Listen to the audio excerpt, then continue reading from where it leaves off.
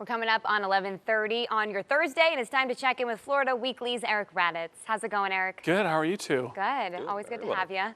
Yeah, absolutely. So what do we got for this first thought here? Well, for those who appreciate our wetlands, our preserves, and the state that we call home, it's good news because while there tends to be kind of like polarized politics, there seemed to be real consensus recently to get the Florida Wildlife Corridor Act passed, with Governor DeSantis signing into law this June. It puts aside millions of dollars that will allow the continuation of land purchases to add on and connect as a corridor land that will be left for our panthers and bears and many other species. It also helps protect the land and water and infrastructure and keeping portions of Florida as nature intended. Everything you'd ever want to know about what this means to our state in this week's edition about our critical corridor.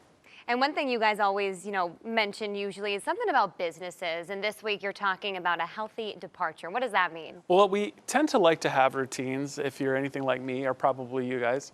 But how bored do we get with our routines, and how does that affect our work? We take a look at how by taking a little healthy departure from what's normal might help us. A day-long retreat, a week-long excursion, or even just trying to mix it up during our regular routine can make a positive difference in the quality of life, satisfaction, and even improve the quality of our work. See, that's why I say I love news, because every day is different. There's no routine in news. That's true.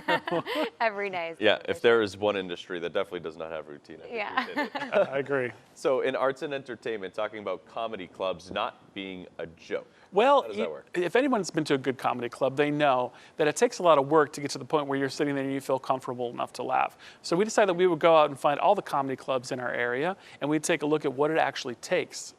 So you'd be surprised. Some of these aren't just getting entertainment in there, but they're also running this business of hiring performers, running a bar and a restaurant.